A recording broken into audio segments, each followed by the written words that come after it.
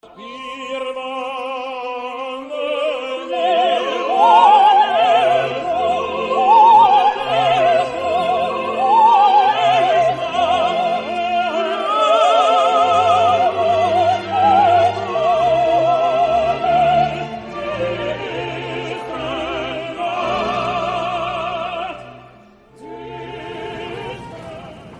evening, everyone.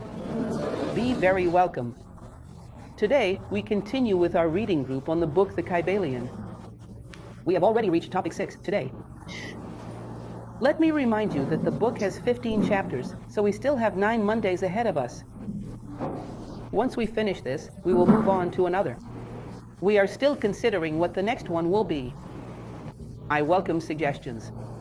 I always give preference to classics.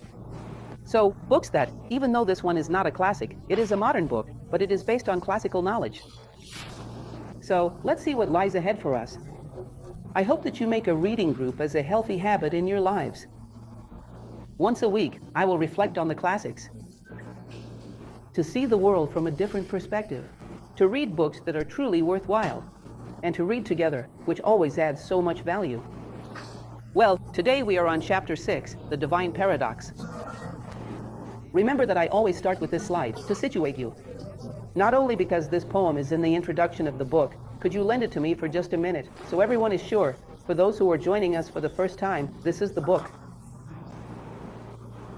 And I start with this verse that is in the introduction of the book, not only because it is in the introduction, but also because, from the Greek perspective, for example, Homer, you will see that he began all his descriptions with something that evoked the atmosphere that was about to be created.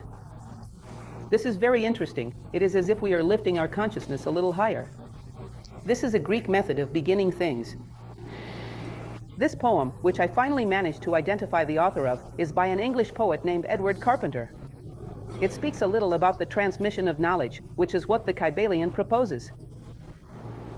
Oh, do not let it be extinguished. The flame, kept from century to century, in this dark cave, in this sacred temple, sustained by pure ministers of love. Do not let this divine flame be extinguished. This excerpt from Edward Carpenter's poem speaks of one thing: possess knowledge and pass it on. This is an act of love. Have knowledge because you are a human being, and you become more human each time you better understand human nature and, consequently, nature itself. All around you. The more you go within, the more you see outside. The deeper your understanding, the more you comprehend the things around you. This phrase seems curious, doesn't it? The more within, the more outside. But that's truly how it is. The deeper you go into yourself, the deeper you go into the things around you. And once you have this knowledge, share it, for that is an act of love. It is the best thing one can do for humanity, and it is through this very love that we receive this knowledge. The book, these first 2 slides are the same in all our lectures in this series, because we always have new people joining us. This is the book I just showed you, Studies of Hermetic Philosophy from Ancient Egypt and Greece. Let me remind you that Hermes Trismegistus was an Egyptian sage who lived in a time that no one can pinpoint exactly, somewhere between 2700 and 1500 years before Christ. You might say that's quite an open time frame. Yes, it is a pretty wild margin of error. A difference of 1,200 years is a lot of time. But if I consider that there are people who believe he never even existed, I actually think that margin isn't so large after all. In other words, he was a figure who entered the realm of myth, who was deified. But the fact remains. It is said that there was a school in Egypt that transmitted this knowledge. And the fundamental aspect of this knowledge is that Hermes Trismegistus, or his disciples, or whoever it was that lived in Egypt, and possessed this level of wisdom.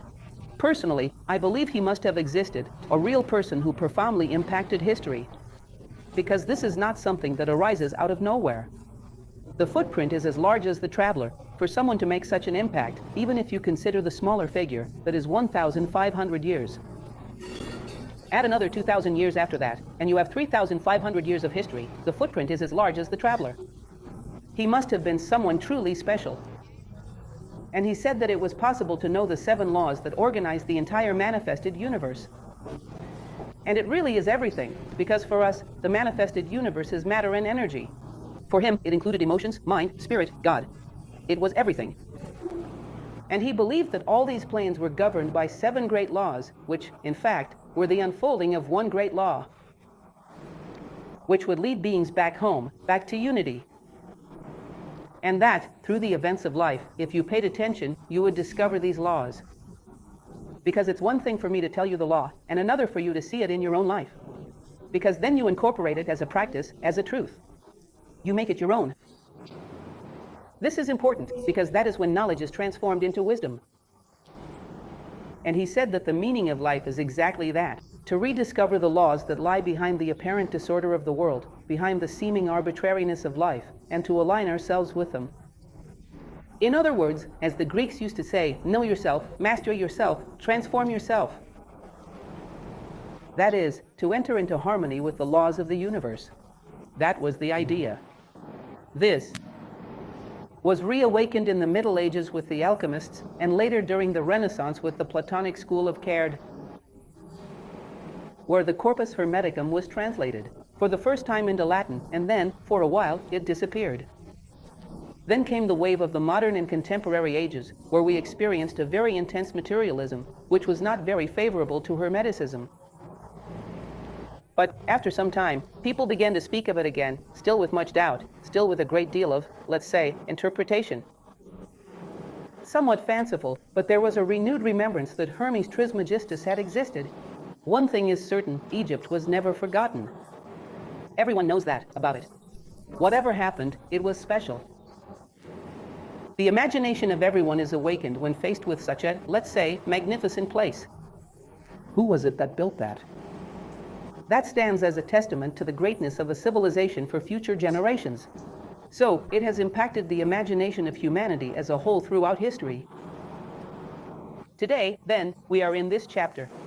Chapter 6, The Divine Paradox. The Divine Paradox will explore an idea that may seem strange to you, but it is not. At a certain point, back then, the work told us, this book, which was written in 1908 and discusses the Hermetic principles, told us that the material universe is an illusion. When this idea arrives in the West, remember, Egypt is also part of the West, but when it comes to the modern West, people begin to take this very literally. And they start to think, if the universe is an illusion, why will El respect its laws?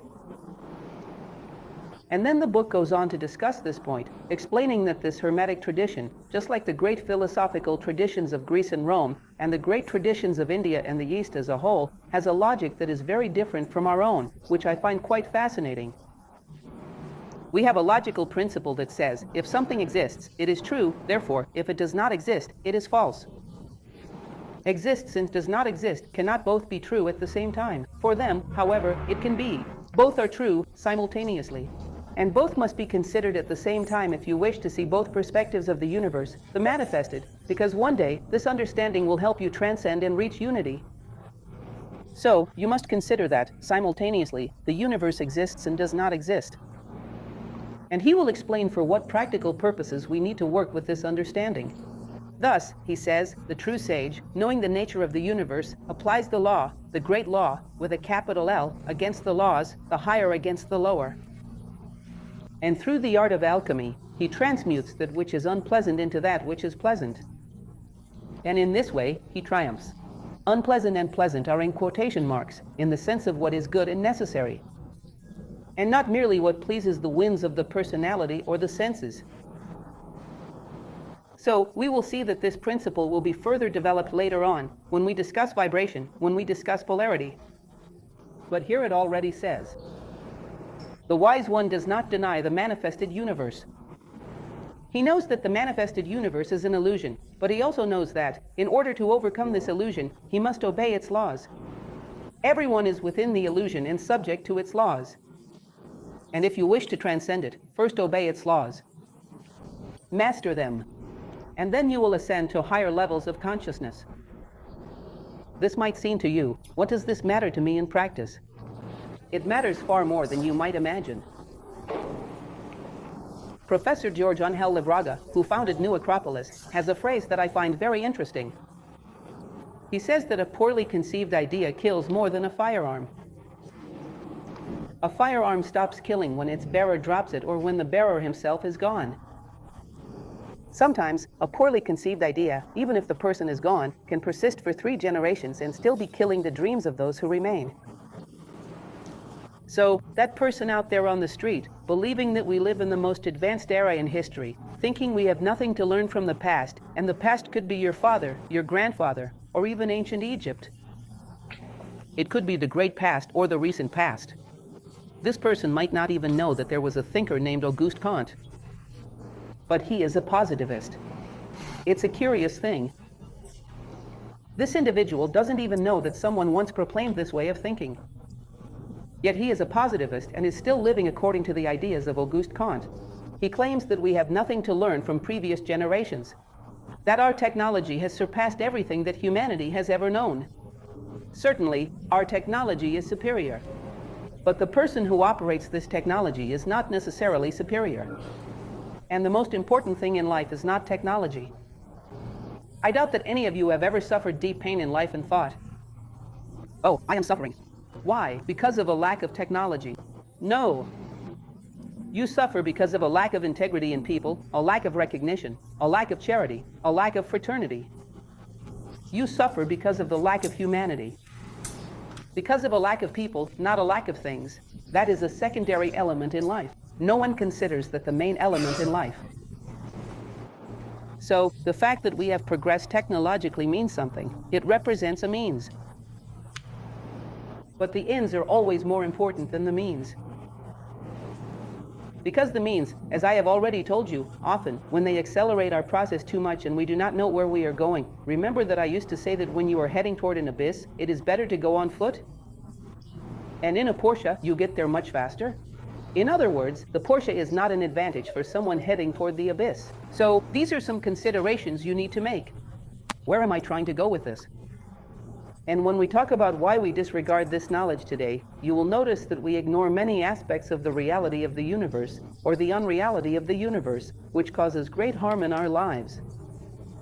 Even if you had never heard of the divine paradox, even if you had never heard of the Kybalion, just like that person walking down the street who was affected by the thinking of Auguste Comte, without ever knowing that he existed. So, there are many, and I could give an entire lecture to talk to you about them. About the myths of the 20th century, myths in the negative sense, the things we believe that are not real, but that someone stated at a certain point in time. And we follow them to the letter, without even realizing that this person ever existed. Many times, we think these ideas are our own. This was proclaimed by someone. And we have been replicating this way of thinking throughout history. Historical materialism, for example, this alone would give us much to discuss. But let's continue. He says that true wisdom, real wisdom, as well as illusory wisdom, are measured precisely by this. To consider the universe as unreal is a transgression. To regard the laws of the universe as real, and to use higher laws over lower ones, is wisdom. In other words, a wise person looks at things and understands that this is an illusion constructed so that he may live an experience. But he knows when he should consider it as real, and when he should recognize it as an illusion. So, when I go through, let's say, any kind of interpersonal challenge, one of those human dramas that we all face from time to time, it is good to de-dramatize and say, this isn't so real, this is an illusion, let me see what I can learn from this. It's not worth suffering so much over it. In that moment, it is wise to consider it as unreal. Now, if I am walking toward a door, it is best for me to consider that the door is real, because otherwise, I will create a bump on my head. And I am living in both worlds. I need to know how to navigate these two worlds. Do you see what I mean?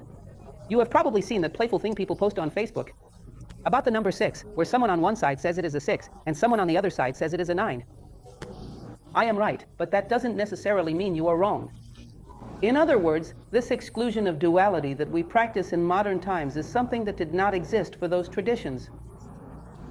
So, it is good for you to occasionally consider that the universe is, let's say, like a stage set for a play. But from time to time, it is also good to reflect on its true reality, and to be present in both worlds simultaneously, and to have the wisdom to know when to change the channel. This is characteristic of the wise. You might say, but no one thinks differently. There are, in fact, many nuances that sometimes lead us to think differently. and to fall into an unreality that, as he will say, is dangerous. This is typical of those who lack the maturity to handle knowledge. One of the things I have often repeated to you is that phrase from Plato when he says, "It is preferable to have absolute ignorance than to have knowledge in the wrong hands." This is a broader fact than you might imagine. When a human being discovers something about a particular point, they tend to universalize it, applying it everywhere. When, in reality, that application is only valid for that specific point, and not for every corner of the world. Let me give you a clear example so you can understand what I am saying. On one occasion, I have told this story before, and some of you may already know it. In fact, stories are becoming a bit scarce. I need to come up with new ones. On one occasion, I was giving a lecture about the virtues of the hero. It was an interesting lecture. This was, I don't know, maybe 20 years ago, a long time. Some of you here weren't even born yet. And then, at the end, someone raised their hand and said, "This is all beautiful, very romantic." I remember that word. It was beautiful. All very romantic. But, in reality, we have already shown that this does not apply, that it is a fiction. Because nothing is that absolute. There is no value in someone being honest. That is relative. There is no value in someone being just. That is relative. I was very curious. Why is it relative? Because everything in the universe is relative. Even the law of gravity is relative, near a black hole. So, if gravity is relative, then your honesty is even more so. I only tell my child to be honest because it is a social convention. If he isn't, he will be discriminated against. But that has no value in itself. Because if gravity is relative, then honesty is even more so. I stood there looking and thought, my goodness, how could the human psyche have reached such a loop? Do you know why? When Einstein formulated relativity, he was not saying that everything could ignore the reality of objects within their own dimension. It is true that gravity might be relative near a black hole. I don't really understand any of that, but maybe it is. But are you a black hole? No, you are a human being. Do you want to test gravity? I wouldn't recommend it, but if you do, you will see that for you. It is quite absolute. So, at the level of a black hole, gravity is relative. At my level, it's absolute. And the entire universe works this way. Do you understand this? The only being, later on, we will come back to this, the only being who can look at all things and say, everything is relative. Who is that? The Absolute. For the Absolute, indeed, everything is relative. But I am relative, and the things that are on the same level of relativity as I am are absolute for me.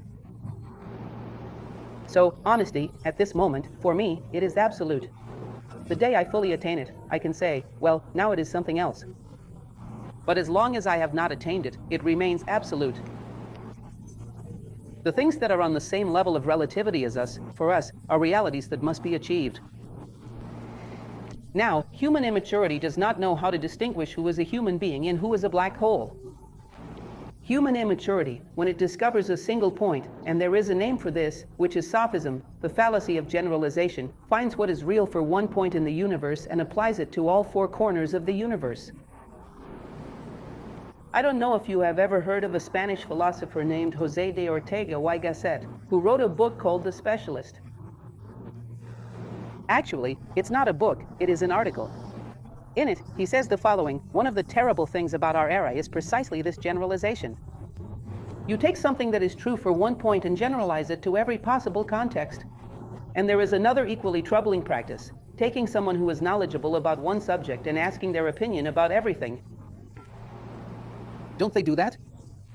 Then, on television, they bring in a soccer player who is excellent, a left-winger, and ask him what he thinks about the President of the United States of America. And the worst part is, he answers. And he speaks, and people take it seriously, because since he plays well, he must know about politics, of North American politics. He does not know. A Globo actress talking about ecology, it seems to me that acting and ecology are two very different things. Just because someone might be a good actor, maybe, I don't know, doesn't mean they understand ecology. These are two different things, not one and the same. In other words, this generalization is a fallacy, and it is a product of our immaturity. We do not know how to put each thing in its proper place. Plato called this justice. A wise person is just. He puts each thing in its proper place. So, if you have just a tiny bit of knowledge, you try to apply it to every aspect of your life. For example, I will apply the theory of relativity to raising my child. Let's be reasonable. My child is not a galaxy. My child is a human being. And there are things that are unique to human beings, and there are others that are not. So, you realize there are elements that are intriguing, things we cannot even begin to understand. Relativity, for example, let alone applying it. Especially on the human level. Today, this has become so trendy, truly, so fashionable. I am seeing people trying to apply quantum mechanics to psychology. Neuroscience to love. They say love is oxytocin, a hormone. Let's be honest. Love is love. Neuroscience is something else entirely. Ultimately, this immaturity in human beings is like that of a child. Imagine a child whose body parts are symbolically associated with different areas of life. So, one arm represents art. The other arm stands for science and technology. One leg could be, let's say, politics, and the other leg represents the mystical or religious aspect. But our civilization became stuck in every other area, developing only this one arm, science and technology. That arm grew enormous, fully mature, while the rest of the body remained childlike. Do you realize how unnatural this is? Eventually, it will end up hurting itself with that arm. This kind of immaturity is very common. In our daily lives, we take hold of beliefs that are based on absolutely bizarre conclusions. I will get into this here one day. I still plan to give this lecture here with you, because it is interesting. These are the myths of the 20th century, and now, the 21st as well. We hold beliefs that are bizarre, drawn from conclusions that make no sense. This happens because we apply things that are not human to the human species. So he warns us, be careful, because considering the universe as unreal leads us to start applying laws in an arbitrary way. I do not have a concrete experience of the things that are truly real to me. Therefore, you must work with both elements. Remember when I told you that in Greek theater, they used to say that tragedy and comedy were, in fact, the same thing. The same situation in your life, when seen through emotion, is a tragedy. When seen through reason, it is a comedy. And from time to time, it is good for you to look at things through reason, to take the drama out of life and realize that things are not as real as they seem. And this is to consider the universe as unreal.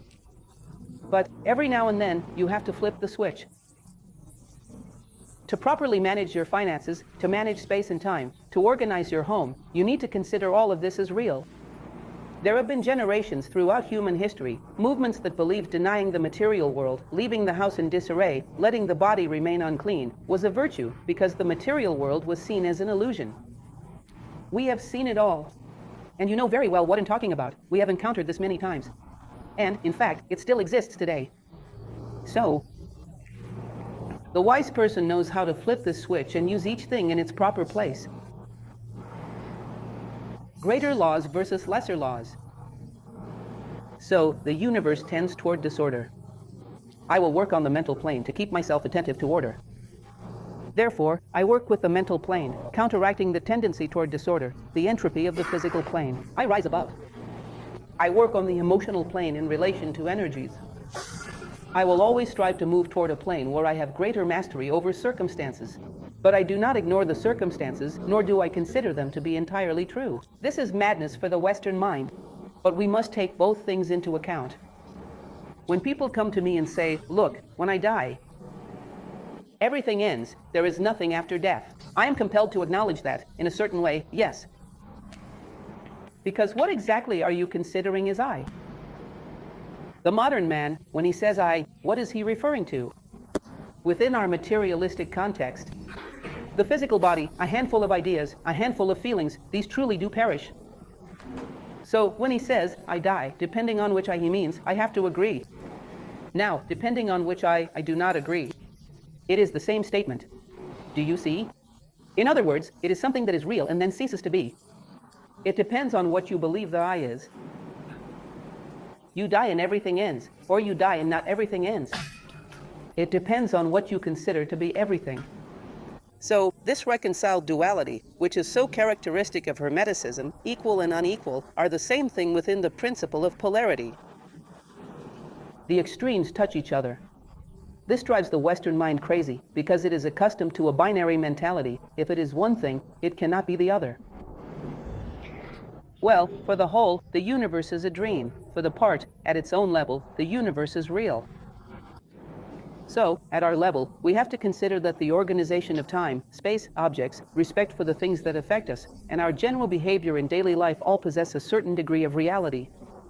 It is the example I have given you 1,000,000 times before. Please forgive me, but it is useful because I always remember it. It was that blessed little game, War, that I used to play back when I was a teenager. I played it even a bit beyond my teenage years. And it was that thing with those little plastic airplanes, those tiny tanks. Well, I knew it was just a plastic airplane. I wasn't going to bring down any great power with a plastic airplane. But it was a game, it had its rules, and if I wanted to win, I had to accept them as true. And I only won because I treated the rules as true. Otherwise, you don't join the game. In other words, we must consider the rules of the manifested universe to know how to handle them and to understand where these rules want to lead us, what level of consciousness they are guiding us toward. At one time, I was giving a lecture, one that had already been given by another speaker as well, there at the main branch. I spoke a bit about the topic of games. Everyone knows that a game is an illusion, like those on the computer. But everyone wants to reach new levels, new heights of skill, expertise, and mastery of the tools. That's how it is. And life is like that as well.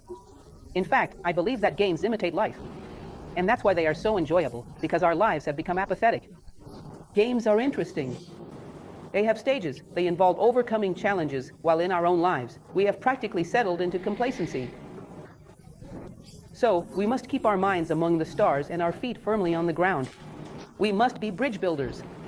We need to have a broad understanding of the universe, but at the same time, be aware of where we are right now. It is about the practicality of knowing how to apply these universal laws within our own context of time and space. Right now. In other words, we must recognize that there is an entire staircase leading to the stars, but never lose sight of the step that is right in front of us. So, you can stumble on the few steps you have already climbed. Have an awareness of the staircase, but keep your focus on the step that is right in front of you. Today, there is a practical example of this, which is the phrase from ISO 9000. Well, I am not sure where they borrowed it from, but it is a classic saying, 9, which is, act locally, think globally. Isn't it the same thing? Having a vision of the whole, but focusing on what is your responsibility at this moment. Well, this is the idea of the pontifical human being. Continuing on, he goes on to say that the divine paradox is an aspect of the principle of polarity, which we will discuss further ahead, I think in chapter 10. The principle of polarity and the danger of omitting the other side of every issue. So, philosopher, this is a principle of action for someone who loves wisdom and knows they live in a dual world. Always consider the other side of everything. This applies when you consider that the universe both exists and does not exist, and it also applies to practical situations in your own life.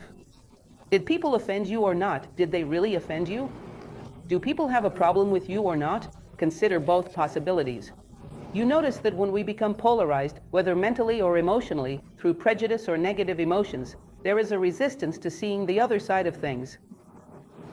And we tend to live more or less like this. We become enamored with our own opinions. So, if you tell me, so-and-so doesn't like me, I say to you, consider the possibility that they might actually like you. You will feel resistance because we cling to our own opinions. We lean to one side and don't even want to consider that things could be different. You may have seen this before, it is a joke, but it really does happen just like this. People who have the habit of gossiping, the so-called busybodies. The habit of making up stories and finding amusement in it. Are these people truly interested in knowing what really happened? No, that would ruin it. Knowing the truth takes away all the fun. The version is more entertaining, usually more colorful, and we all have a bit of that in us. We create our own version of reality. And the best way for you to see if you are not leaning to one side is to create the opposite version. Then, take an average between the two and see where you might be mistaken. What is the element that is pulling you? What is the passion that is holding you back? The philosopher always recognizes that they exist in a dual world and must see both aspects of everything. At least as a mental exercise. It is possible. it is likely that things are not exactly as I think they are. To consider both sides of every issue. Prejudice, rigidity, and all the syndromes of fanaticism that we experience would not exist if we applied this practical principle. What if? What if I am not the holder of the truth? What if this is not really something that should be imposed on the entire world as a belief?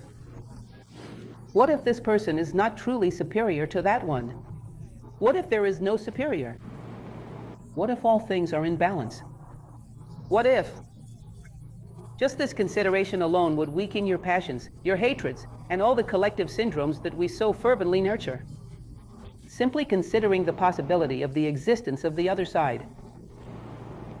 So, he says, the mind perceives the world as transitory, while the body perceives the world as real. And you have both mind and body. It would be wise to consider the perspective of both. If you possess both, it is because each has something to teach you. Everything that is outside, everything that is inside, has something to teach you. And it seems that our vehicles are ways of decoding aspects of reality, which is complex. So, when the mind says, this matter is very serious, isn't it? How can things be this way if soon they just disappear? How is it that? How can death exist if a person is such a complex reality?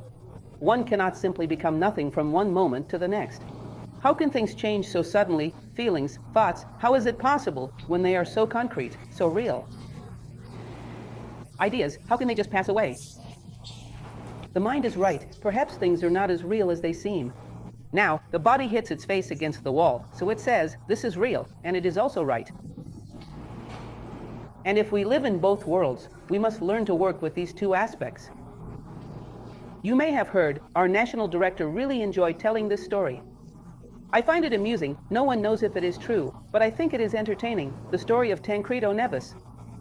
When he was governor of the state of Minas Gerais in Brazil, remember? They say that on one occasion, someone came to speak with him and said, look, I live near the center of the city Belo Horizonte, and the people. There is a park there where our children play, the only green space in the area. And people want to destroy the park to build a building. This is outrageous. The children only have this space to play. He said, ma'am, you are absolutely right. Then the owner of the construction company, who wanted to build the building, came to speak with him. Look, that space, if you look at the statistics, you'll see that, I don't know, maybe 20 children use it per month. It is hardly used. It is very underutilized, and people have nowhere to park their cars. We are going to build a parking garage, which will benefit many workers in that area. Sir, you are absolutely right. Then his assistant came and said, how is this possible? You just told the lady that she was right, and then you told the construction company owners that he was absolutely right too. Both sides have completely contradictory positions, so you are just being contradictory. Then he said to his assistant, you are absolutely right as well. If we look at things from many different perspectives, that's exactly it. Now let's see how we can reconcile all these elements, because they are all true. No, everyone spoke the truth. So, we must learn from everything that nature teaches us, and weigh all these things in order to adopt a wise attitude toward life. The mind is right when it says that this is not entirely real, but the body is also right when it says that if I don't treat this as real, I will hit my face on the wall. So, I need to understand that the universe has its share of reality, and its share of unreality. Continuing. As we have already discussed, the only one who can say that everything is relative is the Absolute. The problem of knowledge in immature hands. We truly need to consider the amount of knowledge that, if we were to make a serious assessment, it might be better for humanity not to possess. One of the things that is even discussed today in articles on the internet. For example, nuclear fission.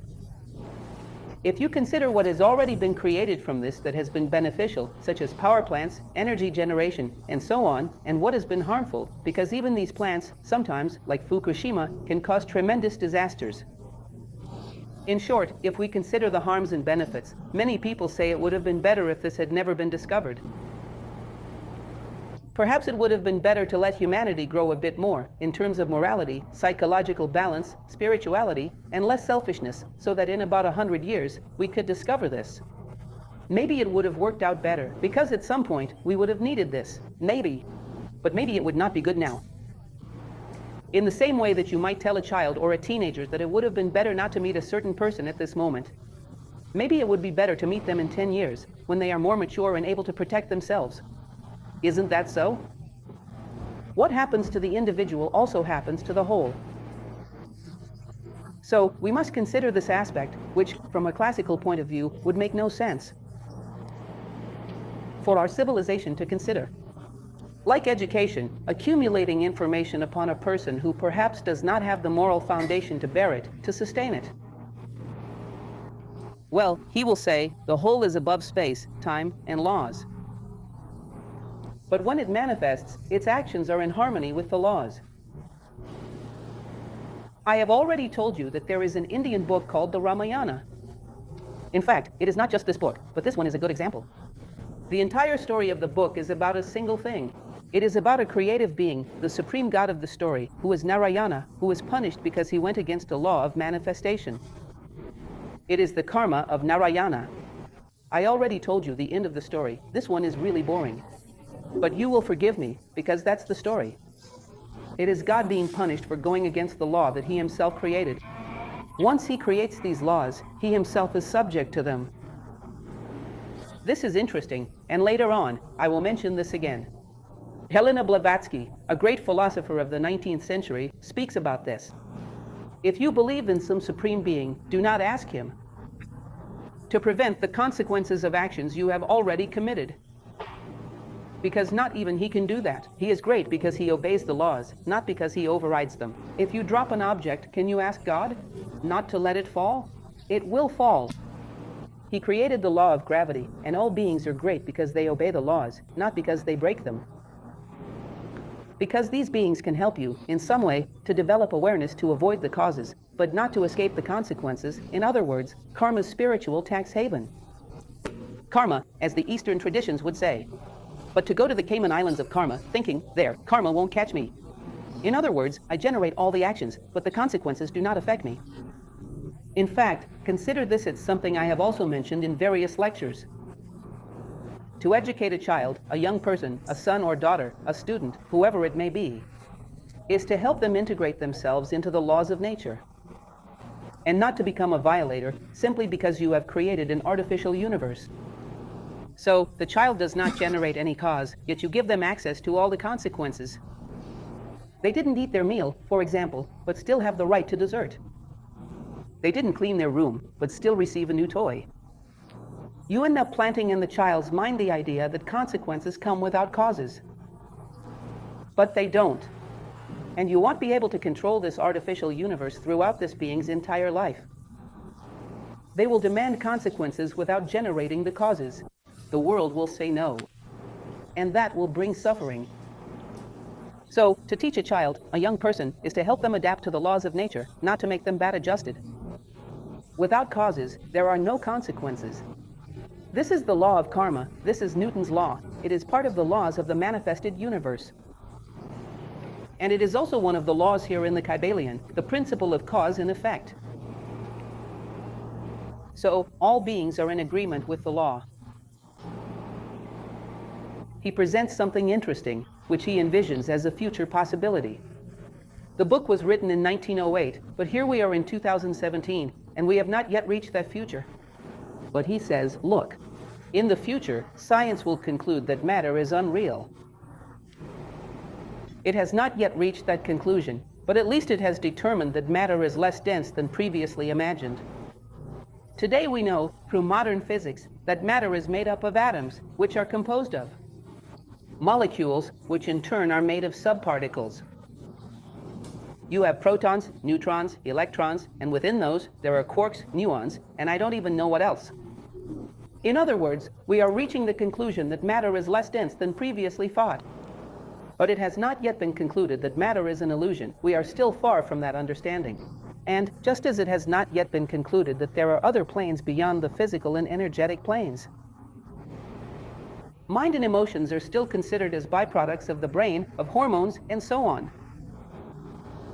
But what is certain is that, over these past 100 years, there has been progress in certain aspects. matter is less dense. The aspect of the evolution of beings is now regarded in a more sensible way. We consider life in a much more complex manner than we did 100 years ago, because today we know, for example, that there are bacteria that survive in a lake full of sulfur, and that have replaced elements within their cellular structure to incorporate sulfur. Today, life is understood in a much broader sense. The possibility of life existing in other planetary systems is already being considered, in forms very different from the organic life we know. We have broadened our horizon regarding life. In other words, we are progressing. But this process, perhaps to reach the point he envisioned, considering that matter is an illusion, that there are other, more subtle planes, such as, for example, the mental plainness.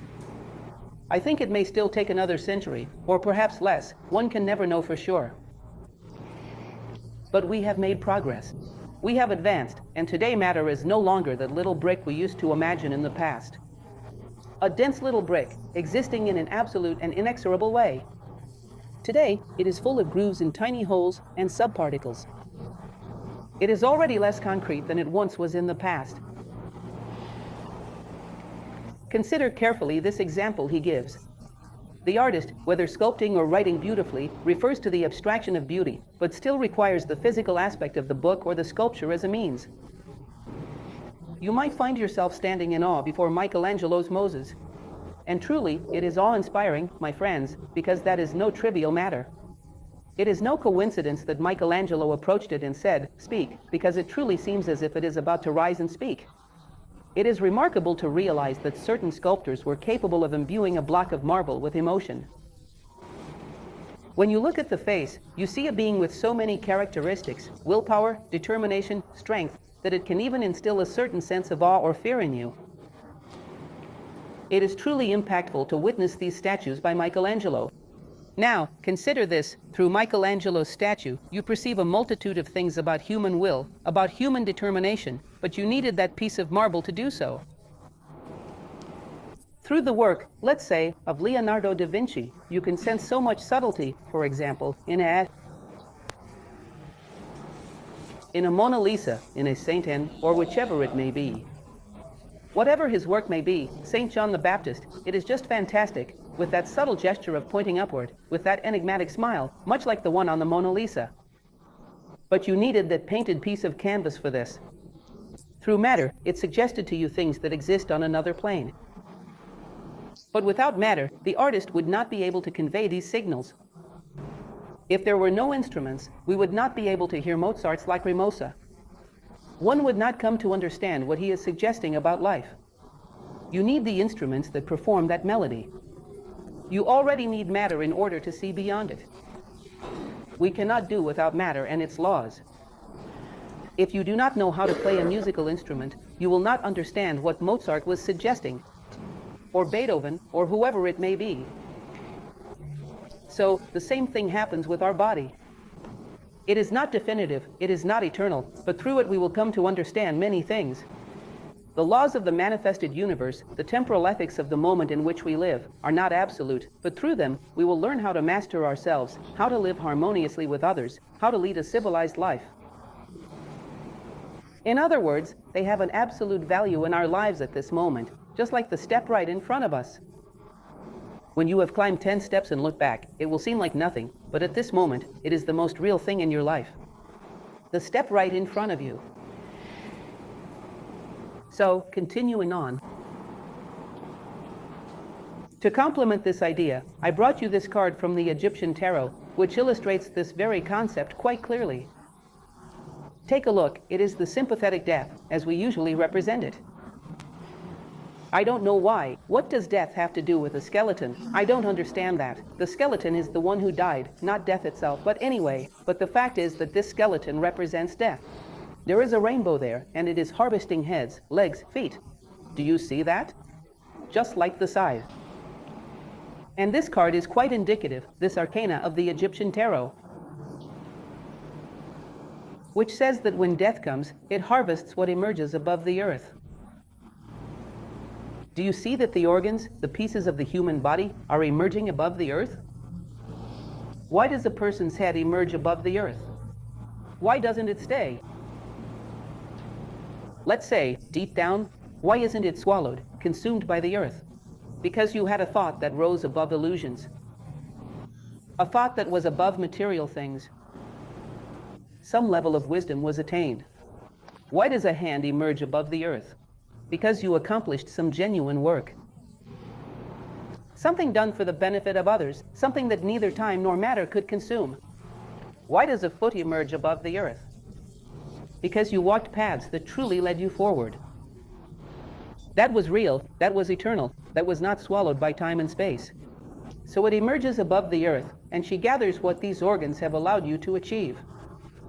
In truth, it is a symbol. She is not going to harvest heads, hands, and feet, but she will gather good paths, good deeds, good thoughts, good emotions, which were attained through heads, hands, and feet. So, you would not have walked good paths if you had never had a foot. The foot itself is not real, but what it allows you to achieve is. So, it has its share of reality now. The hand is not real. One day, this will disintegrate. But what it allows me to build, that is real. So, it has its share of reality because of what it enables me to achieve. The head is not real, this physical one here, but what it allows me to attain in wisdom, that is real, and it will be eternalized in that. Because of what I have achieved through it, it will blossom on earth. So I need this vehicle. And this necessity, this possibility of it guiding me to where I must arrive, is its reality. And the respect that we owe to it. So notice, a wise person is a very interesting being, because no one, as much as he does, knows that the world is unreal. And no one, as much as he does, respects the world. Doesn't that seem like a paradox? It is yet another of the paradoxes of the Egyptian tradition. He knows it is not true, but he takes it seriously. It is like an actor. He knows that it is just a character, but he performs it in the best way possible. A good actor. Perfectly aware of who he is and who the character is, and controlling both worlds, without confusing the two, without mixing them. That is a good actor. Continuing with our story. He says that serenity is the result of knowing that there is no force outside the whole that can act upon us. To understand it and to harmonize oneself with it. The whole, the universe, is a unity. All the things that are within it, which seem pleasant or unpleasant to us, which seem real or unreal, are necessary. Even if I do not understand it now, this is a curious thing. There is a very interesting book that I like, a relatively recent book written by a mythologist named Walter Otto, called Theophany, where he talks about this. He says, well, anyone who studies Greek mythology will notice something very interesting. A Greek person might think, I don't understand why this happened to me. But he would not say, what happened to me was wrong. He believed that there was some order in the universe that had placed that event in his life, that it was necessary for him to reach the next step, even if he did not understand it at the time. For example, you will not find in the works of Homer any moment where it is said that the gods should not have done that to Ulysses. No, Ulysses did not understand why it happened, but what was good for him was. Nothing happens to a human being that is not inherent to humanity itself, even if, at that moment, he does not yet attain that wisdom. So, what is pleasant? What is unpleasant? What seems positive? What does not seem so? Sometimes, at the end of life, we look back and say, the unpleasant things made me grow more than the pleasant ones. Therefore, both were necessary. And what is good is that which is necessary for a person to grow. So, when we have the peace of mind that comes from knowing that nothing truly harmful will happen, because there is nothing inherently evil. What is harmful is simply my interpretation of things that I'm liking, because, at that moment, they force me to change. So, as I was saying to you all, in the last lecture I said, your child, who is in school, probably considers homework to be the most evil thing in the universe. Isn't that right? But for you, as a parent, it is the most beneficial thing in the world, because without it, your child would not grow. So, what is harmful and what is beneficial, it is a matter of interpretation. But if we understand that nothing truly conspires against us, and that the entire universe is working for our growth, do you realize how much reassurance that brings? The problem lies in the shadows we have placed within our own minds and come to believe in. We think there is something that wants to destroy us. But my ignorance is the only real threat. There is nothing outside of that. Nothing truly wants to destroy you. Everything is working to build you up. Are there truly dark forces in the way we imagine them? They are, let's say, like the two sides of a staircase. One side wants to propel you upward, while the other seeks to stabilize you. Both sides together build the staircase. For Hermeticism, to regard all things as necessary is the highest virtue. It is the virtue par excellence. It is the person who sees the universe as one. There is nothing outside of it. There is nothing evil plotting against me outside the universe. The universe is one, and everything is within it. This may seem simple, but it has a very interesting psychological effect, because this brings you serenity. Notice that one of the complicated aspects of our historical moment is victimization. And what is victimization? It is the Brazilian ex-president Jânio Quadros syndrome. Evil forces are plotting against me. Where are these evil forces? They do not exist. There are no evil forces. I am a victim of nothing, except my own ignorance. Do you realize that just this already brings relief? Phew, you don't have to fight against shadows. There are no shadows, unless I myself project them out of ignorance. This idea of serenity, for them, is a direct result of wisdom. The Hermetics viewed it this way.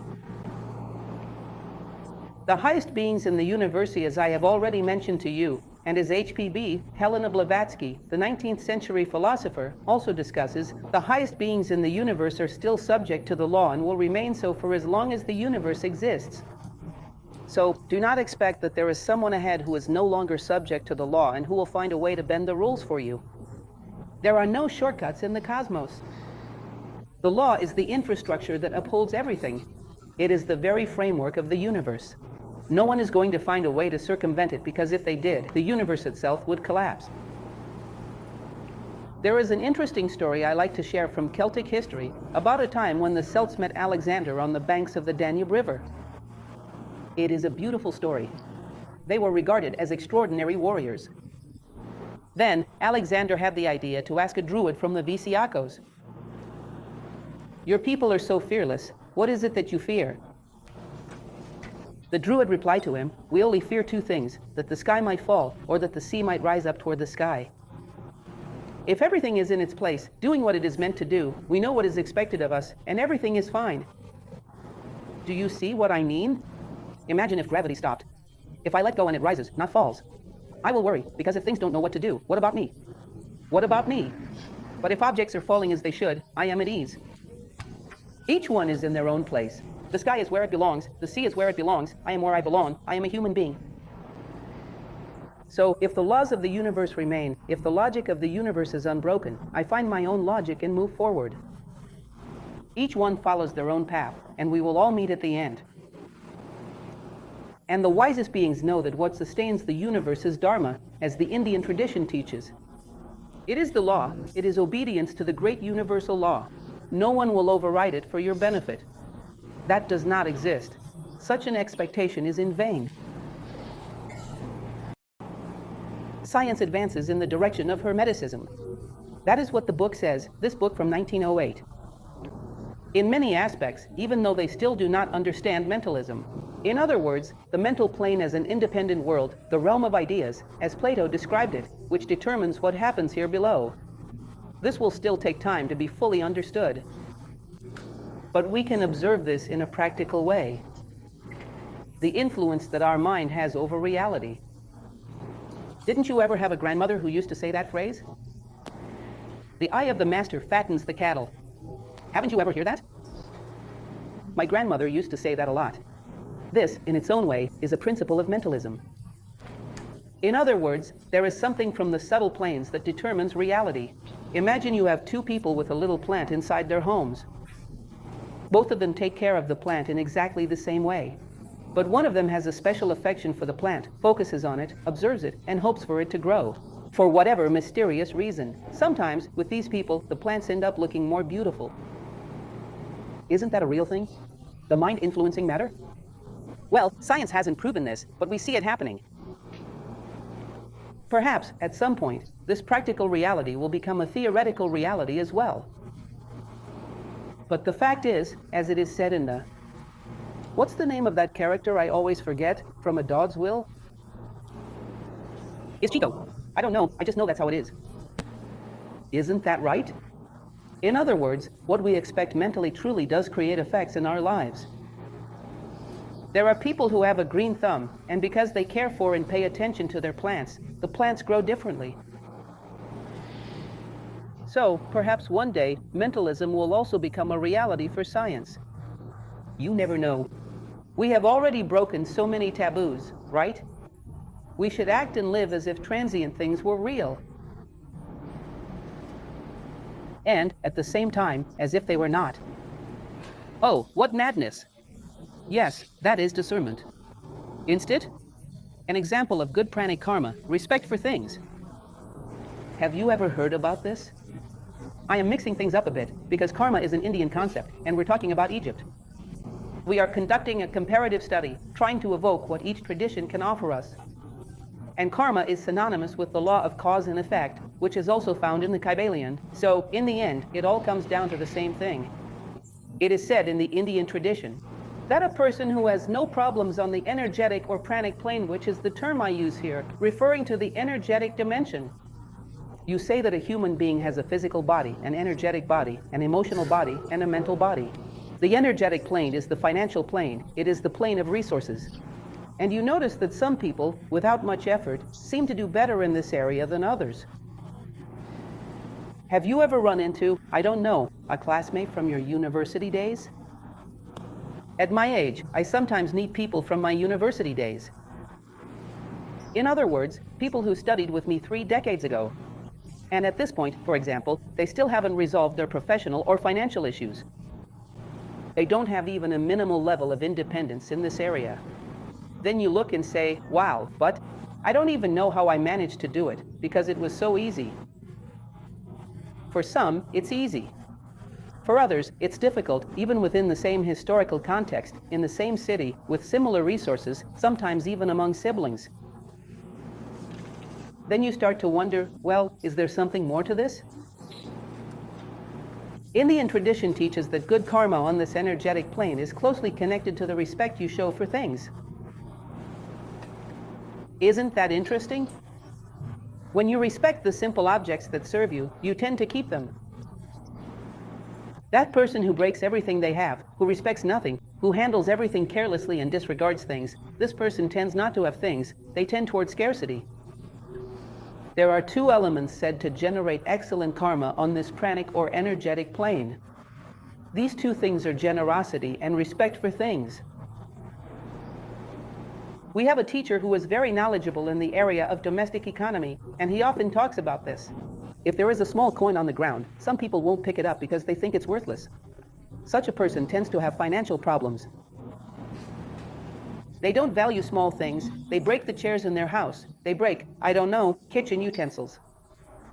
They tend to lack things in their life. This is the karma of disrespecting things. So, imagine a wise person. As philosophers, we seek wisdom. This ideal sage that we strive to become in the future would be someone who holds a deep respect for even the smallest things.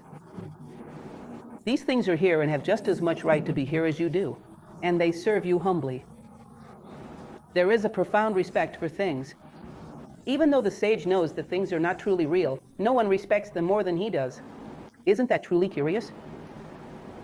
So, understanding the relativity of the world does not mean despising the world. It means considering each thing according to the value it holds.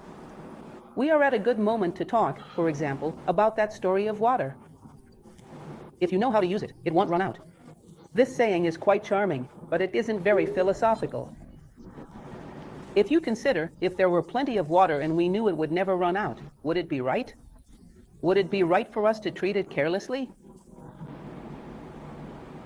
In other words, does water only have value because it serves me? Or does it have value in itself regardless of whether I exist or not? I owe it respect for what it is. I, as a human, and it, as water, both have the right to exist, and I must respect it. Whether it is scarce or not, does that matter? A utilitarian approach, where things have value only because they serve me, so I am what? The king of the world?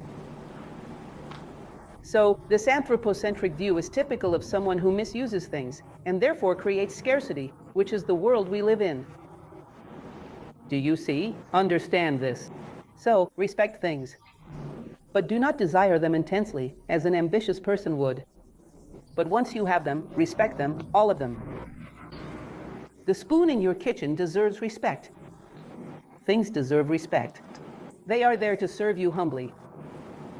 Even though you know they are not that real, and neither are you. This is the enigma, the divine paradox, which truly ties the mind of the modern, materialistic person in knots. I believe it must be considered in this way, and you realize that there are different situations in life where we must play with these two sides. Well, and finally, what does he present in the book that I brought for you? Transmutation is not an arrogant denial, but rather the master's offensive weapon.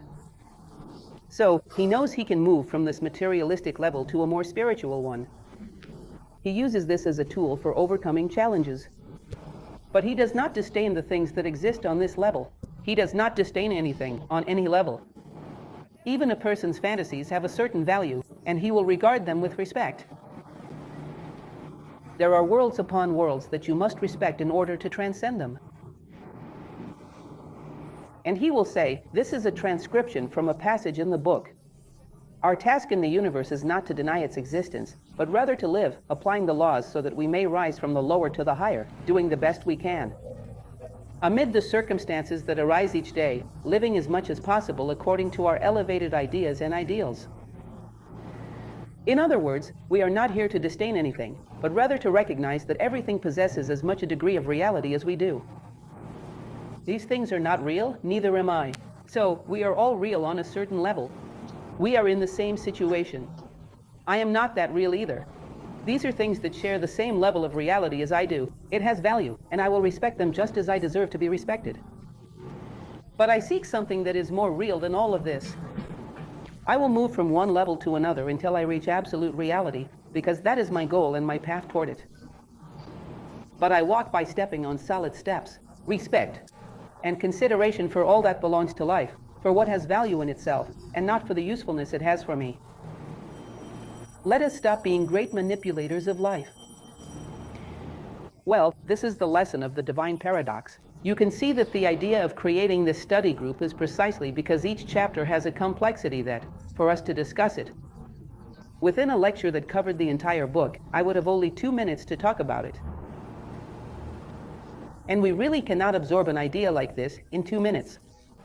In a book with 15 chapters, how much time would I have to talk about this? The idea is that we can chew over these elements, which are complex for us. Let this be a step for reflection.